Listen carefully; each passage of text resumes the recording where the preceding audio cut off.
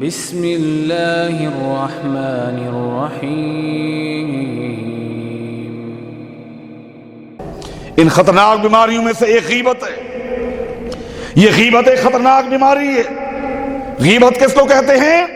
غیبت یہ ہے کہ ایک بھائی کے اندر خامی ہے، واقعتاً خامی ہے، اسلام یہ کہتا ہے تخلیے کے اندر، علیحدگی کے اندر اس بھائی کو اس کی خامی کا احساس دلایا جائے کہ آپ میں یہ خامی ہے، آپ اس کی اصلاح کر لیں۔ بار بار کہو، اگر وہ اصلاح کر لے تو ٹھیک ہے، وگرنہ اس کے کسی قریبی ساتھی کا انتخاب کرو، اس کے توسط سے اس کی اصلاح کی کوشش کرو۔ اسلام نے یہ طریقہ کار بتایا ہے، لیکن یہ بندہ یہ طریقہ کار اختیار نہیں کرتا، نہ اس کی اصلاح کرتا ہے، نہ اس کی تربیت کرتا ہے، بلکہ بہترین انداز میں اس کو پروٹوکول دیتا ہے، لیکن اس کی غیر موجودگی میں اس کی دھجیاں اکھیڑ کے رکھ دیتا ہے، مجلس لگا کر کہتا ہے فلاں ایسا ہے، فلاں ایسا ہے، بے مقصد۔ ایک تو ہے مقصد کے تحت، ہاں مقصد کے تحت آپ اس کے نقائص بتا سکتے ہیں۔ مثلا ایک آدمی کسی کے ساتھ کاروبار کرنا چاہتا ہے، پارٹنر بنانا چاہتا ہے، اور وہ آپ سے مشورہ کرتا ہے فلاں آدمی کے ساتھ میں نے کاروبار کرنا ہے، آپ اس کو بہت قریب سے جانتے ہیں کیسا آدمی ہے، اگر اس کے اندر کوئی خامی ہے آپ اس آدمی کو ضرور بتائیں، اس کو ضرور بتائیں کہ اس کے اندر فلاں فلاں خامی ہے۔ آپ یہ نہ سمجھیں کہ غیبت ہوگی اور آپ کہیں ہاں جی اچھا آدمی ہے، ہم کسی کو برا کیسے کہہ سکتے ہیں۔ کچھ دنوں کے بعد اس نے اس کو ڈس دیا، پھر یہ روتا ہوا آپ کے پاس آیا، آپ نے کہا ہاں میں جانتا تو تھا، لیکن میں نے کہا کسی کی غیبت کیا کرنی ہے، اگلے کا کباڑا کر دیا، اگلے کا ستیہ ناش کر دیا، اب آپ کہتے جانتا تو تھا۔ نہیں، آپ اس موقع پر بتا سکتے ہیں۔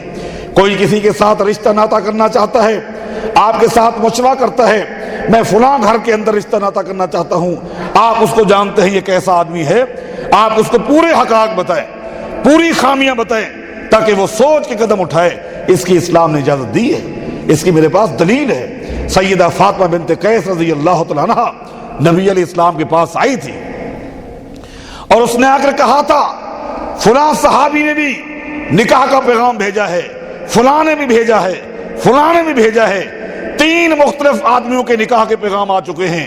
اور شرعی مسئلہ یہ ہے اگر آپ کو علم ہو کہ فلاں آدمی نے پیغام دے دیا ہے تو آپ پیغام نہیں بھیج سکتے۔ اگر علم نہیں ہے، غیر علمی کی بنا پر آپ پیغام بھیج سکتے ہیں، اگرچہ اس کے پاس پیغام جا بھی چکے ہوں۔ 3 صحابہ کے پیغام آ چکے ہیں، میں آپ سے مشورہ کرنے کے لیے آئی ہوں، اے اللہ کے رسول صلی اللہ علیہ وسلم آپ بتائیں ان تینوں میں سے میں کس کے ساتھ نکاح کروں۔ نبی علیہ السلام نے ایک صحابی کا نام لیا، فرمایا کہ دیکھ چوٹی کا کلاش آدمی ہے، کام وام نہیں کرتا، اس کو کام سے کوئی غرض نہیں، کل کو پھر یہ گلے شکوے نہ ہو کہ گھر خالی ہے، نہ کماتا ہے نہ گھر میں کچھ لاتا ہے۔ اب یہ کوئی غیبت نہیں۔ ہاں فلاں کا تم نے نام لیا، یہ سن لے جذباتی بہت ہے، غسیلہ بہت ہے، اس کی لاٹھی ہر وقت اس کے کندھے پر رہتی ہے، اور چھوٹی سی بات پہ ڈنڈے کے علاوہ وہ کوئی اور کام نہیں کرتا۔ ہاں ولیکن انکحی اسامتا، ہاں البتہ تیسرا پیغام اسامہ کا آیا ہے، اسامہ کے ساتھ نکاح کر لیں۔ فاطمہ بنت قیس کہتی ہیں جبکہ میں ان 2 کے بارے سوچ چکی تھی کہ ان میں سے کسی ایک کے ساتھ نکاح کر لوں، اسامہ کے ساتھ تو نکاح کرنے کی سوچ نہیں سکتی تھی۔ زر خرید غلام جو آزاد ہوا اس کا بیٹا، رنگ کا کالا، لوگ کیا کہیں گے، حبشہ کے اس لڑکے کے ساتھ میں نے شادی کر لی، ادھر تو میرا ذہن نہیں تھا۔ نبی علیہ السلام نے فرمایا انکحی اسامہ، فاطمہ ان دونوں کا معاملہ تو یہ ہے، اسامہ کے ساتھ شادی کر لے۔ اللہ کے پیغمبر کا حکم تھا، میں نے اسامہ کے ساتھ شادی کر دی۔ اللہ کی قسم اللہ نے ایسی محبت ڈالی کہ مدینہ کی عورتیں ہمارے اس جوڑے کے اوپر رش کرتی تھی۔ میں عرض کر رہا تھا اس کو غیبت نہیں کہتے، اس کو غیبت یہ ہے کہ بے مقصد آپ نے مجلس لگائی ہوئی ہے، اور خام خواہ وقت پاس کرنے کے لیے جو آپ کا دینی بھائی نہیں ہے اس دینی بھائی کا حشر کر دینا۔ یہ غیبت کی بیماری مردوں میں بھی ہے، لیکن مردوں کے مقابلے میں یہ بیماری عورتوں میں زیادہ خطرناک ہو جاتی ہے۔ 2 عورتیں جہاں جمع ہو جائیں، تیسری جو نہیں ہے اس کی خیر نہیں ہے، اس کا کباڑا کر کے رکھ دیتی ہے۔ یہ غیبت کی بیماری خطرناک بیماری ہے۔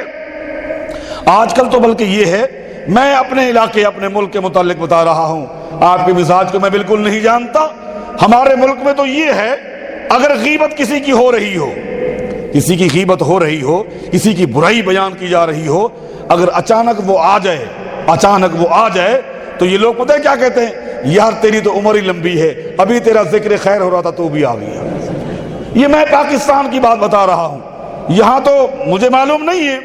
بتاؤ، عمر کے ٹھیکیدار بھی یہ ہیں، عمر بھی بڑھا دی، تیری عمر بڑی لمبی ہے، ابھی تیرا ذکر خیر ہوا، یہ نہیں کہ میرا حشر ہو رہا تھا، ابھی ہم نے تجھے یاد کیا اور تو آ گیا، تیری عمر لمبی ہے۔ یہ جملے ہمارے ہاں عام ہیں۔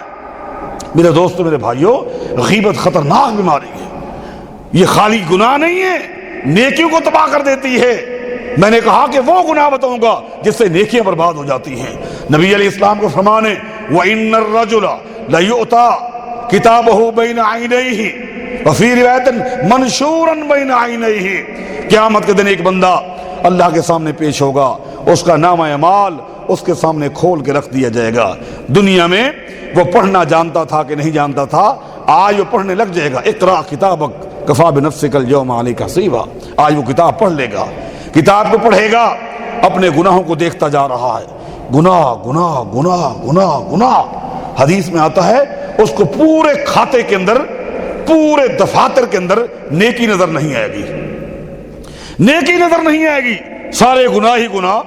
جب پورا ریکارڈ پڑھ لے گا، وہ کہے گا یا رب این حسنات و قضا و قضا، اے اللہ میں نے اپنا ریکارڈ پڑھ لیا ہے، اس میں رات کی تاریکی میں گناہ کیا وہ لکھا ہوا ہے، دن کے اجالے میں گناہ کیا وہ لکھا ہوا ہے، چھوٹا گناہ بھی لکھا ہوا ہے، بڑا گناہ بھی لکھا ہوا ہے، مجھے ان گناہوں کے بارے کوئی اعتراض نہیں، یہ واقعی میرے گناہ ہیں، یہ غلطیاں میری ہیں، مجھے کوئی اعتراض نہیں، لیکن میرا نقطہ آپ کے سامنے یہ ہے این حسنات و قضا و قضا قد عملتها فلم اجد فی صحیفتی، اے اللہ میں نے دنیا میں کچھ نیک کام بھی کیے تھے، موٹے موٹے نیک اعمال اپنے گنوائے گا، جمعہ کی نماز پڑھتا تھا، عید کی نماز پڑھتا تھا، نمازیں تھیں، روزے تھے، میں نے حج بھی کیے تھے، میں قربانی بھی ہر سال کرتا تھا، این حسنات و قضا و قضا۔